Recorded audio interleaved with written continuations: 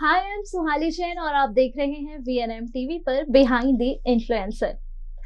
आज के दौर में काम करने का तरीका कुछ डिफरेंट हो गया है, खासकर कोविड के दौरान से। कोविड काल आया था, सब घरों पे पैक हो गए थे और कई लोगों की तो नौकरियां भी चली गई थी। लेकिन इसी दौरान एक और जो फील्ड है वो लोगों ने अपने लिए ओपन कर ली, वो है सोशल मीडिया इन्फ्लुएंसर की फील्ड। ऐसे कई इन्फ्लुएंसर हैं जो कोविड के दौरान उन्होंने ब्लॉगिंग जो है, कंटेंट क्रिएटर का जो काम है वो घर पर रहते ही स्टार्ट किया और आज के दौर में वो इतने बड़े इन्फ्लुएंसर बन गए हैं। कई लोग ऐसे हैं जो उन्हें फॉलो करते हैं, उनसे इंस्पायर होते हैं और जो उनके अंदर की क्वालिटी है, कला है, वो भी उन्हें निखारने के लिए, लोगों को दिखाने के लिए, लोगों के सामने पेश करने के लिए एक नया प्लेटफॉर्म क्रिएट किया है। तो ऐसे ही आज हमारे जो इन्फ्लुएंसर हैं वो आए हुए हैं, उनसे मैं आपकी मुलाकात कराऊंगी। और मैंने कोविड काल का इसीलिए बताया आपको क्योंकि ये जो इन्फ्लुएंसर हैं उन्होंने जो इन्फ्लुएंसिंग का दौर था, जो अपना इन्फ्लुएंसिंग थी, उन्होंने तब से ही स्टार्ट की और आज उनके जो फॉलोअर्स हैं वो 3 लाख से भी ज़्यादा हो चुके हैं। तो सबसे पहले मैं वेलकम करूँगी कल्प वैद्य का। कल्प वैद्य, कल्प आपका हमारे शो में वेलकम। Thank you. जो कल्प हैं उनका इंस्टाग्राम पर आप उन्हें कल्पू ऑफिशियल नाम से आप सर्च कर सकते हैं और इनके जो है 3 लाख से ज़्यादा फॉलोअर्स हैं। आप बहुत कंफ्यूज होंगे कि इतने बड़े ब्लॉगर हैं, इतने सारे फॉलोअर्स हैं, लेकिन उनके इंस्टाग्राम पेज का नाम कल्पू ऑफिशियल क्यों? तो इसी क्वेश्चन से हम स्टार्ट करेंगे। कल्प, आपको कई सारे कमेंट्स भी आते होंगे आपके सोशल मीडिया में, तो इस चीज़ का क्या राज क्या है? ओके, सो मुझे मेरे कई सारे फ्रेंड्स और फैमिली ने पूछा है कि ऐसा फनी नेम क्यों, जैसे कल्पू ऑफिशियल। सो ऑनेस्टली कभी कभी मैं भी खुद का जब ऐसे देखता हूँ तो मुझे भी वो बहुत ज़्यादा फनी लगता है। तो मैं अभी एक खोज में हूँ कि जो मुझे मेरी कैटेगरी का एक प्रॉपर यूज़र नेम जो जिससे मैं ऐसे खुद सेटिस्फाई हो जाऊँ, वैसा वाला अगर यूज़र नेम मैं लाइक ढूंढ पाता हूँ जो अवेलेबल हो, तो मैं अभी भी चाहूँगा कि उसको मैं बदलूँ और फिर उसको मैं रैंक करवाने की कोशिश करूँ। जैसे जब मैंने कोविड में स्टार्ट करा तो तब मुझे कुछ और समझ नहीं आया था और तब मैं एक बिगिनर था। एग्जैक्टली। सो लाइक मैं काफ़ी छोटा था तो मुझे इन सब चीज़ों के बारे में पता नहीं था और मैंने कभी इमेजिन भी नहीं किया था कि मैं यहाँ तक पहुँच पाऊँगा। सो मेरे लिए लाइक ऐसे बहुत गर्व की बात है कि आपने मुझे यहाँ पर इनवाइट किया। एंड यूज़र नेम की बात करें तो डेफिनेटली मैं अभी सोच रहा हूँ उसको चेंज करने का और उसको बेटर बनाने का। तो बहुत जल्दी आपके जो फॉलोअर्स हैं उनको एक नया यूज़र नेम मिलेगा। करेक्ट। कल मैंने बताया, मतलब लोगों ऑडियंस को बताया, कोविड काल में आपने स्टार्ट किया था कंटेंट क्रिएटर। एक्चुअल जर्नी क्या थी वो आपके? ओके, सो बेसिकली मैंने अपना जो कोविड टाइम है जहाँ पर मेरे फ्रेंड्स और सब लोग जिनको मैंने देखा, सब लोग उस टाइम पर गेम, जैसे उस टाइम पर पबजी बहुत ज़्यादा ट्रेंडिंग था, तो ये सारी चीज़ों में वो लगे हुए थे।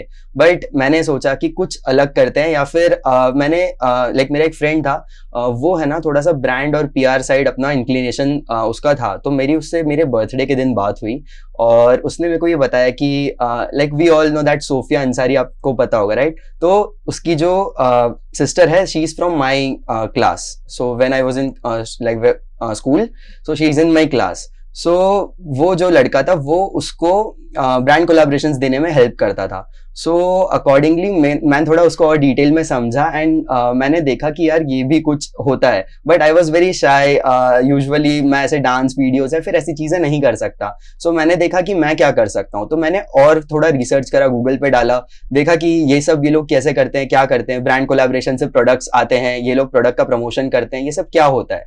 सो ये सारी चीज़ों को मैंने ध्यान में रखते हुए गूगल सर्च करा और थोड़े बहुत कोर्सेज देखे, सब कुछ देखा और मुझे पता चला कि लाइक ये सब है, उनको प्रोडक्ट्स फ्रीली आते हैं उनके घर पे और वो लोग उसको रिव्यू करते हैं और लोगों को पता चलता है कि ये सारी प्रोडक्ट्स हैं, इसको आप लाइक कंज्यूम कीजिए और आपकी ये इसके बेनिफिट्स दिखाता है। तो ये सारी चीजें मेरे को काफी ज्यादा ऐसे अट्रैक्टिव लगी उस टाइम पर, तो मैंने सोचा कि मैं भी ऐसा कुछ करता हूँ। But when I messaged some brand और ईमेल्ड अ ब्रांड उस टाइम पर, तो कोई रिस्पॉन्स नहीं आया, किसी ने कोई लाइक आउटपुट नहीं मिला मुझे उससे कुछ। तो मैंने सोचा कि कोई बात नहीं, इनके इतने सारे जो लोग हैं जो ये कर रहे हैं उनके बहुत सारे फॉलोअर्स हैं, तो मैंने सोचा कि अब फॉलोअर्स कैसे बढ़ा सकते हैं उसके ऊपर हम काम करना शुरू करते हैं। तो मैंने उसके लिए भी बहुत सारी चीजें देखी। मैं सीधा लोगों को जो ग्रोइंग क्रिएटर्स है, जैसे जिनके कुछ 5,000 10,000 फॉलोअर्स हैं, उनका मैंने ढूंढना शुरू करा, उनको देखे उनके कंटेंट्स जो अपना एक्सप्लोर फीड का फीचर पहले से इंस्टाग्राम में है, तो वहां से मैं देखता गया और आप बिलीव नहीं करोगे,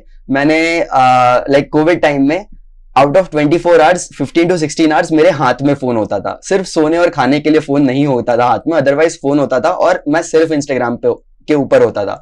तो आई constantly DM people and I just ask them hey can we get connected, क्या हम एक दूसरे को फॉलो कर सकते हैं। मैंने सबसे पहला काम किया था अपना अकाउंट को ओपन करना, पहले मेरा ये पर्सनल अकाउंट था। सो वहां से मैंने अपनी एक जर्नी स्टार्ट करी और कुछ लोग होते थे जो रिप्लाई नहीं देते थे, कुछ लोग बहुत अच्छा सा रिप्लाई देते थे और हमको बहुत अच्छा लगता था कि हाँ इसने अप्रिशिएट किया। फिर हमारी बात होती थी और पता चलता था कि ये इस फील्ड में कितना आगे बढ़ चुके हैं। तो अब उनसे पता चलता था कि वो ऐसे ब्रांड को अप्रोच करते हैं और हमें ऐसे कुछ इससे बेनिफिट हो सकता है। सो ओवरव्यू इस जर्नी का ऐसा ही था जो मैंने स्टार्ट करा कोविड से, कि ब्रांड्स को अप्रोच करना स्टार्ट करा, फ्रेंड्स को अप्रोच, मतलब जो भी, अब मैं उन्हें फ्रेंड कहूंगा क्योंकि उन्होंने मुझे एक जिस जर्नी में बहुत ज्यादा सपोर्ट किया है स्टार्ट करने में। सो ये एक ओवरव्यू था। मतलब आपने पूरा प्रैक्टिकल करके ये सारी चीजें सीखी है। यस।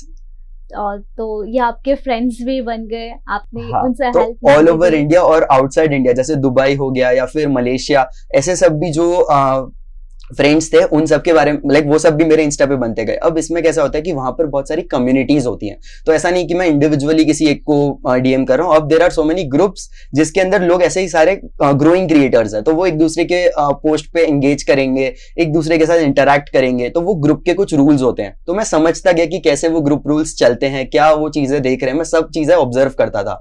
फिर धीरे धीरे मैंने उसमें से जो मुझे अच्छे लोग लगे या फिर जिनसे मेरी बात होने लगी, उन लोगों के साथ मिलकर अपने खुद के ग्रुप्स बनाना शुरू किया और अपने जो इंडिया की ऑडियंस है या इंडिया के अंदर जो ग्रोइंग क्रिएटर्स है उनको मैंने अपने साथ जोड़ना शुरू करा और मैंने खुद के ग्रुप्स बनाना शुरू करा अपने ही नाम से। सो अभी अगर मेरे व्हाट्सएप पे आप देखेंगे तो लाइक मोर देन लाइक 1500 और 1700 groups are there with my name. So उसके अंदर वो अलग अलग चीजें हमने पूरी कम्युनिटी बनाने का ट्राई करा। सो आई मस्ट से वहां से मेरी जो लीडरशिप क्वालिटीज है वो बहुत ज्यादा इंप्रूव हुआ and I am very much proud of that part. बहुत छोटी छोटी चीजों से बहुत छोटी छोटी चीजों से ध्यान दिया। कई लोग होते हैं मतलब इन्फ्लुएंसर बन जाते हैं, सब कंटेंट क्रिएटर भी करते हैं, लेकिन ये छोटी छोटी चीजें कहीं ना कहीं मिस कर देते हैं। करेक्ट। और इसमें हार्ड वर्क डेफिनेटली लगा, बट कोविड का बहुत ज्यादा बेनिफिट हुआ। लाइक जो इतना सारा टाइम मिलता था तब ना कुछ ऐसे स्पेसिफिक है बाकी चीजों में इतना सारा टाइम इन्वेस्ट करने के लिए, और साथ में of course I was like pursuing my computer science and engineering degree. So मैं वो भी कर रहा था साथ में, बट ऑनलाइन लेक्चर्स होते हैं तो वी ऑल नो कि इतना ज्यादा फोकस वहां नहीं रहता है। बट ये चीजों में मजा आ रहा था और यहाँ से एक कुछ बिल्ड हो रहा था धीरे धीरे। तो पर ऑफ कोर्स फैमिली का स्टार्टिंग में थोड़ा वैसा ही था, फैमिली और फ्रेंड्स की क्या पूरा दिन फोन, तो वो भी एक पर्सपेक्टिव था। कल पापा अभी क्या करते हैं इसके साथ साथ? ओके, सो अभी मैं MBA परस्यू कर रहा हूँ और उसके साथ में अभी लाइक मेरा इंटर्नशिप पीरियड चल रहा है। सो अभी यहाँ पर मैं एक कंपनी है वहां पर एज अ मार्केटिंग इंटर्नशिप कर रहा हूँ एंड अभी मेरा first year of MBA complete हुआ है और इससे पहले मैंने सॉफ्टवेयर इंजीनियरिंग करी है। इंजीनियरिंग के बाद फिर MBA और फिर साथ में कंटेंट क्रिएशन बहुत ज्यादा हैट्रिक हो जाता होगा। ऑनेस्टली हाँ, बट एक्चुअली लाइक पैशनेटली मुझे बहुत मजा आता है। Content creation bye passion, engineering क्योंकि 12th के बाद थोड़े अच्छे मार्क्स आ जाते हैं तो इंजीनियरिंग करवा देते हैं, तो वो उसके बाद MBA क्योंकि अब मुझे दिल से मार्केटिंग साइड मेरा पूरा फोकस था। So that's why I pursued marketing because मेरे फर्स्ट ईयर ऑफ जो कॉलेज था तब से I was doing many activities, many fest, like many different things and we went to IIT Bombay and we won a first prize there in the entrepreneurship cell, so they have their e-cell. So first year में we won that, and that was a big achievement. Out of 720 universities, our university, जिसका बहुत लोगों ने आज वडोदरा में भी नाम नहीं सुना है, उस यूनिवर्सिटी का, जो है GSFC यूनिवर्सिटी, तो उस यूनिवर्सिटी से I started like building that thing. और हमारी उस यूनिवर्सिटी में कंप्यूटर साइंस का पहला ईयर था, like हमारे कोई सीनियर्स नहीं है, तो that is also one achievement I feel. और फिर हम एवरी ईयर कुछ ना कुछ करवाते गए हमारी यूनिवर्सिटी से. कल आपके इतने सारे फॉलोअर्स हैं, कंटेंट भी बहुत क्रिएटिव है, तो इसमें आप क्या क्या किन किन चीजों का ध्यान रखते हैं जब आप कंटेंट क्रिएट करते हैं? तो हम लोग स्पेसिफिकली देखते हैं, जैसे कि अभी हम ले लेते हैं एक फूड प्लेस को एज एन एग्जांपल. तो हम लोग जब जाएंगे एक फूड प्लेस पर, उसका शूट है, हम लोग पहले से उनसे बात करके रखेंगे और सब कुछ प्लान्ड होगा. तो उनके साइड से एक लिस्ट ऑफ रेसिपीज हमें ऑप्शंस दिए गए होंगे कि ये food items we will provide. हम उसमें देखते हैं कि क्या as a camera, as like video में क्या अच्छा लगेगा, उन चीजों पे हम फोकस करेंगे और उनसे वो बात करेंगे कि आप इसको और ज्यादा क्रिएटिव या फिर कैसे गार्निशिंग करके टेम्पटिंग बना सकते हो जब कोई वीडियो में उसको देखता है. तो ये सारी चीजें हम पहले ध्यान में रखते हैं. फिर हम जाते हैं वहां पर फॉर अ शूट. वहां पर हम लोग देखते हैं कि ओवरऑल कोई भी चीज थोड़ी सी मेसी नहीं है, उसको क्लीन करवाते हैं, सारी चीजें, ताकि कुछ भी जो वीडियो के अंदर आ रहा है उसके हम बहुत ऐसे ध्यान में रखते हैं कि उनके जो ब्रांड है उसके बारे में किसी के सामने उसकी रॉन्ग इमेज नहीं जानी चाहिए, या फिर यहाँ पर ये गंदा है, यहाँ पर ये अच्छा नहीं है, ऐसे सब चीजें. तो बहुत छोटी छोटी चीजों का वहां पर हम ध्यान रखते हैं. उसके बाद जब हम एक्चुअली शूट परफॉर्म करते हैं, तो ऑनेस्टली बोलूं तो सबको लगता है कि एक रील बनानी ही तो है, लाइक 30 सेकंड का कंटेंट ही तो है, बट वो नहीं है. उस 30 सेकंड के पीछे हमें लगते हैं 3 से 4 घंटे का सिर्फ शूट, उसके बाद एडिट्स तो अलग. बट अभी हम सिर्फ शूट की बात करें तो वो हमें 3 to 4 आवर्स लग जाता है. और उसके अंदर जब हमें सारी फूड आइटम्स मिलती है, तो अब वो सारी जो फूड आइटम्स है उसके अंदर हमें बहुत सारी चीजों को डिटेल में देखना पड़ता है, समझना पड़ता है कि इस चीज को इस एंगल से लेंगे तो क्या आउटपुट आ रहा है, यहाँ पर लाइट सही है या नहीं, अगर लाइट भी सही नहीं है तो हम क्या और कर सकते हैं, उसको कहाँ लेकर जा सकते हैं, या फिर अगर हमें नेचुरल सनलाइट मिल रही है तो बेस्ट. तो वैसी चीजों से हम लोग खुद से सारी चीजें ट्राई करते हैं. तो ये सारी चीजें जो हैं एक पीस ऑफ कंटेंट को अट्रैक्टिव और बेस्ट बनाने के लिए बहुत ज्यादा नीडेड है. और अगर हम कुछ वॉइस ओवर जैसी चीज कर रहे हैं तो उसमें नॉइज नहीं आना चाहिए. ये बहुत छोटी छोटी चीजें हैं कि अगर कुछ भी एक साउंड आ गया उसके अंदर, कि कोई भी एक ड्रिल हो रहा है कोई मशीन साइड में, कुछ भी एक छोटा सा भी आवाज है, तो भी it is very much like noisy for someone who is watching the content. So बहुत छोटी छोटी चीजों का ध्यान रखना पड़ता है वहां पर. ये तो हुई कंटेंट क्रिएशन की बात. और आपका ये जो जर्नी था उसमें सबसे बिग मोमेंट कौन सा है? ओके, सो ऑनेस्टली बोलूं तो सबसे बड़ा बिग मोमेंट वही था जब श्री नरेंद्र मोदी जी ने हमें हमारे नेशनल क्रिएटर्स अवार्ड के लिए इनवाइट किया था, दिल्ली में जो हुआ था. ऑफ कोर्स जो सब लोगों ने उसको विटनेस करा था. और वहां पर जब फर्स्ट टाइम जब इतने सारे क्रिएटर्स से मिले, जो बड़े बड़े क्रिएटर्स हैं, जितने भी बड़े क्रिएटर्स हैं, उनको फर्स्ट टाइम जब तुम एक सेम प्लेटफॉर्म पर जब ऐसे लाइव देखते हो, जब उनसे मिलते हो, बात करते हो, how much they are down to earth, वहां से जो लर्निंग मिलती है, like honestly we get an goosebumps when we see them. And when the real influencer comes to the stage, that is Narendra Modi ji. So उसके बाद जो हूटिंग था, जो वहां का माहौल था, that is totally different. Everyone witnessed it on like TV and on air of course, but जो लाइव का जो फीलिंग था, जो एनर्जी थी, वो मैं ऐसे अपने वर्ड्स में भी बयान नहीं कर सकता. I literally got goosebumps and बहुत करीब से देखा था. और जो भी क्रिएटर्स थे उनसे भी like everyone was very humble. सब फोटोज साथ में क्लिक करवा रहे हैं, बात कर रहे हैं, इंटरैक्ट कर रहे हैं, सब कुछ एकदम बहुत ही परफेक्ट नेटवर्किंग के लिए अपॉर्चुनिटी थी. और वो एक दिन का जो इवेंट था वो ऐसे लाइफ टाइम मेमोरी जैसा बन चुका है. तो उसमें आप भी शामिल थे. कल आपने बताया कि कई सारे आपको चैलेंजेस फेस करने पड़े थे.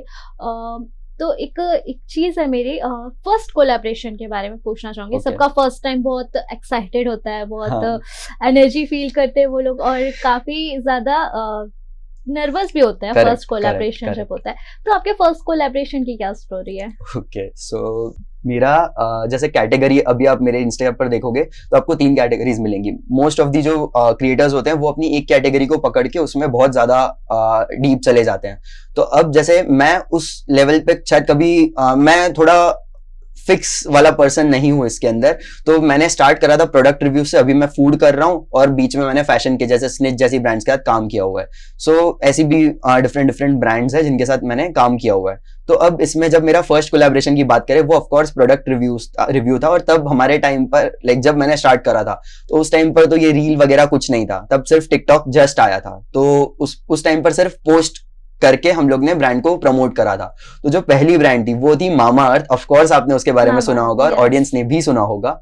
सो लाइक मैंने उनके खुद के कुछ प्रोग्राम्स चलते हैं, तो I tried approaching them many times, but मुझे वो ईमेल का रिप्लाई कभी नहीं मिला था। But when I started growing, जब मैं अपने फ्रेंड्स या ये जो मैंने बिल्ड करा था, तो उससे I have some kind of following on my page, कि कुछ फॉलोअर्स थे मेरे पेज पर। तो जब मैं उनको कॉन्स्टेंटली एक रेगुलर बेसिस पे जब मैंने अप्रोच करता गया, तो उसके बाद एक बार मुझे उनकी मैनेजर का भी नाम याद है, कोमल शर्मा करके उनकी मैनेजर का नाम था।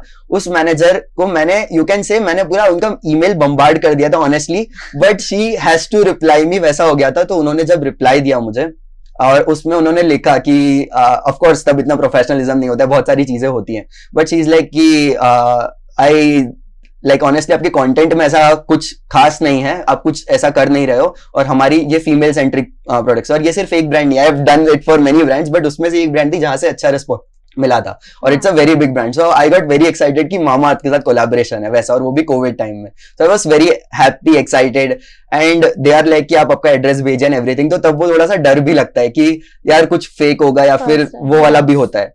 सो still I was like okay let's go for it. So मैंने अपनी सारी डिटेल्स वगैरह उनको भेजी, और in just 2 days I got a product or hamper types from Mamaearth on my place, and that was like first time ऐसा कुछ PR package आया था, and I was very happy. So मैंने उसके ऐसे वीडियोस बनाए, behind the सब कुछ किया मैंने उसको लेकर, but उसको कहीं like तब वीडियो फॉर्म को इतना वो नहीं किया जाता था, बस वो अपने लिए वो वीडियो को रखा। बट उनसे फिर उन्होंने पूरा एक भेजा था प्रॉपर कि आपको इस तरीके से इसको प्रमोट करना, और यही हमारा कैंपेन है, आपको इसको ऐसे करना है। तो ऑफ कोर्स ये जो पहला कोलैबोरेशन था मामा अर्थ के साथ, वो बहुत ही फैंटास्टिक एक्सपीरियंस रहा था, और उसमें मैं कहूंगा कि बहुत बहुत ज्यादा एफर्ट, मैं एक चीज कर रहा हूं फिर मैं सोच रहा हूं नहीं ये अच्छा नहीं लगेगा, छोड़ दिया, ऐसे हमने 10-20 बार मैंने करा, और क्रिएटिविटी पे मैं खुद खुश नहीं हो रहा कि यार उनको पसंद आएगा कि नहीं, हो पाएगा कि नहीं, ऐसा सब।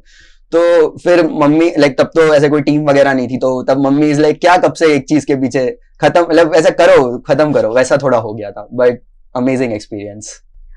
ये तो आपका फर्स्ट एक्सपीरियंस होगा। अभी आप क्या करते हैं, मतलब जो कोई ब्रांड है आपके साथ कोलैब करते हैं कि आप अप्रोच करते हैं? ओके, सो अगर मैं अपने इनिशियल स्टेजेस की बात करूं तो definitely in a day approximately हम 50 to 60 ब्रांड्स को अप्रोच करते थे, और हम पहले से मतलब मैं बहुत ज्यादा उस पे था कि अब मेरे को ब्रांड कोलैबोरेशंस चाहिए, मुझे बाकी लोग कर रहे हैं उससे कुछ अलग करना है, कुछ अलग करना है। तो आप एक बार जब मेरी फीड भी स्क्रॉल करोगे आपको बहुत सारे उसमें ब्रांड कोलैबोरेशंस दिखेंगे।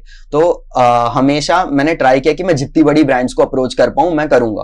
अब उससे लाइक काफी लोगों को वो भी डर रहता है कि रिप्लाई आएगा नहीं आएगा, मुझे वो खौफ था ही नहीं स्टार्टिंग से कि ठीक है लाइक एक अनफॉर्चुनेट वाला मैसेज आएगा, that's it, I am happy with it, मुझे एटलीस्ट उन्होंने ना तो बोला, मैं उस बात से खुश होऊंगा। तो वो एक स्टार्टिंग से था। तो अभी अगर हम बात करें तो आप मेरी फीड पे देखोगे जैसे रील, मैं आपको इसमें थोड़ा सा एक स्टोरी ऐड करके देता हूं, जैसे कि जैसे ही रील फीचर आया, जैसे ही रील्स आई तो टिकटॉक उसी टाइम पर बैन हुआ और फिर रील्स आई, ये वाला ट्रांजिशन फेज था, ठीक है।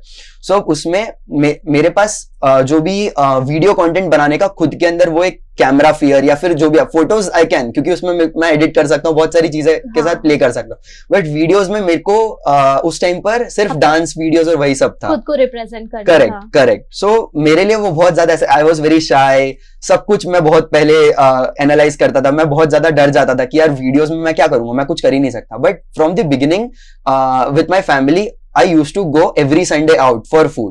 So अब मैंने वो चीज को नोटिस करा और समझा कि मैं क्यों नहीं फूड रील से शुरू करूं। तब ऐसा कोई कुछ कर नहीं रहा था या फिर कर रहा होगा तो मैं अवेयर नहीं था। सो मैंने सोचा कि अब थोड़े फूड रील्स बनाते हैं, और इसके अंदर एक छोटा सा और एक पार्ट ऐड कर देते हैं। आई गॉट इंस्टाग्राम जो है ऑफिशियली वो एक अपना प्रोग्राम चलाता है जिसका नाम है बॉर्न ऑन इंस्टाग्राम। वो अपने एक रील्स को प्रमोट करने के लिए उन्होंने कैंपेन लॉन्च करा था in the beginning. So 3 months का कॉन्ट्रैक्ट का मुझे एक पूरा ऑफर आया था। अगेन वो भी मुझे थोड़ा सा रिस्की लगा था क्योंकि इंस्टाग्राम मुझे अप्रोच कर रहा है वैसे बिलीव नहीं होता है sometimes. So at that time जब मुझे वो अप्रोच आया, उसके बाद जब मैंने वो साइन करा तो दैट वाज लाइक उसने मुझे मोटिवेट करा कि अब रील्स बनाओ, क्योंकि महीने की 15 रील बनानी है उसके अंदर. Of course it was my first you can say big and paid, the biggest paid collaboration. So उन्होंने 15 रील्स के लिए एक पूरा बजट सेट करके पर मंथ के हिसाब से भेजा हुआ था. और उसके अंदर अब मेरे को एनी हाउ रील्स प्रोड्यूस करनी है. दे आर लाइक हमारे बेसिक है, आपको 30 सेकंड से ज्यादा की रील बनानी है, हाई क्वालिटी रील होनी चाहिए, ये सारी चीजें उनके बेसिक पॉइंटर्स थे. बट आपको 15 रील्स बनानी है. अब 30 दिन में 15 reels, it's a very big thing. So और वो भी स्टार्टिंग में. So I was very confuse. तो आई स्टार्टेड विद फूड, कि मैं फूड रील्स को बेसिक एडिट करके पोस्ट करता जाऊंगा. तो उस टाइम पर मैंने उससे रील्स बनाना स्टार्ट करा, और उससे मेरा जो आप रील्स सेक्शन में मेरे पूरा स्क्रॉल करके देखोगे, आपको बेसिक जो रील्स है वो कैफेज, होटल्स, रेस्टोरेंट, जो भी मैं खाने जाता था, जहां पर भी मैं संडेज को विजिट करता था, मेरी आपको उसी की रील्स मिलेंगी. So I started with, because Instagram supported me in that way. So I am very much thankful for that कि इंस्टाग्राम ने मुझे वो आइडिया या फिर सपोर्ट पुश किया. वरना मैं खुद से तो कभी वो डांस वीडियोज ये तो नहीं बना रहा था, तो वो तो पॉसिबल ही नहीं था. अब अगर हम देखें तो कोलैबोरेशन के अंदर मोस्ट इंपॉर्टेंट है आपका अप्रोच. मैं भी धीरे धीरे सीखा हूं. पहले तो हम एक हाई कैन वी कोलैबोरेट ऐसे मैसेजेस करके भी काम चलाते थे. बट वी अंडरस्टूड कि अब हम एक पोर्टफोलियो बनाना है, एक अपना प्रॉपर इमेज बनाना है. जब हमने बड़ी ब्रांड्स का, जैसे Mamaearth is a big brand, सबको उसके बारे में पता है, एटलीस्ट नाम पता है, इट्स अ बिग थिंग.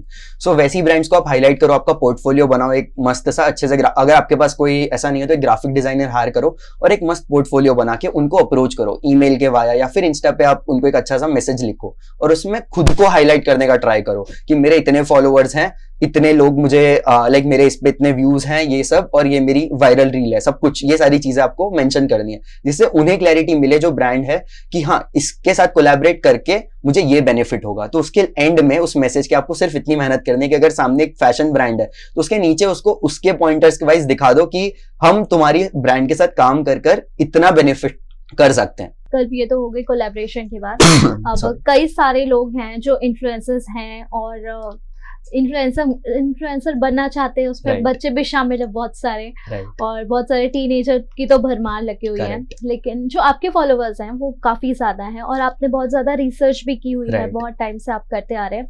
तो उन इन्फ्लुएंसर्स को आप क्या टिप देना चाहोगे?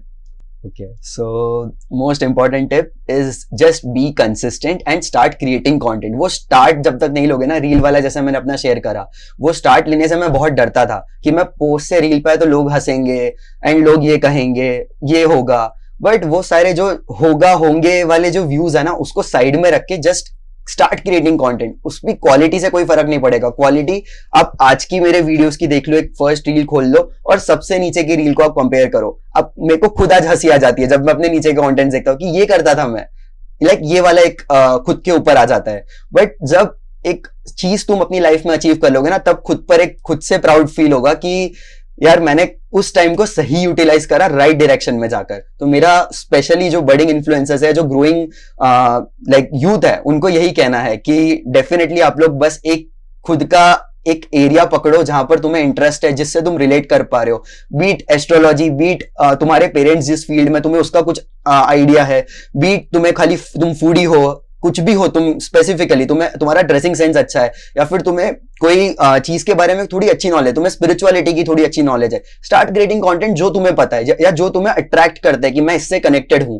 जो भी नॉलेज तुम्हारे पास, एक अच्छे पेंटर हो, start creating videos out of it और उसको पोस्ट करना स्टार्ट करो. स्टार्टिंग में ऑफ कोर्स वो 5-10 लाइक 100 लाइक्स आएंगे, बट जब वो धीरे धीरे 100 का 200 होगा, 200 का 400, 400 का 800, वो खुद आपको मोटिवेट करता जाएगा कि मैं कुछ सही कर रहा हूं या लोग मुझे फीडबैक दे रहे हैं. और उस फीडबैक को बस बहुत ध्यान से रिव्यू करके उस पर आउटकम लाना, ताकि उस फीडबैक की वजह से जिस बंदे ने आपको फॉलो किया है वो बंदा अपना 100% टाइम आपको दे रहा है, एटलीस्ट स्पेसिफिक ड्यूरेशन के लिए, कि आपका रील वो देख रहा है 30 सेकंड अपने, वो आपको दे रहा है, तो उसमें उसने एक फीडबैक लिखा है स्पेशली कमेंट बॉक्स में जाकर, तो उसकी वैल्यू करना बिल्कुल मत भूलना और उस वैल्यू को अगले रील में सुधार के कुछ करना, वो बहुत इंपॉर्टेंट है. सो ये अभी तक मेरी लर्निंग है, तो मैं पास ऑन करना चाहूंगा कि वो लोग अभी ऐसी कोई गलती ना करे जो अभी बडिंग इन्फ्लुएंसर्स या क्रिएटर्स हैं. मतलब आप अपने फॉलोअर्स का भी ध्यान रखते हैं. करेक्ट.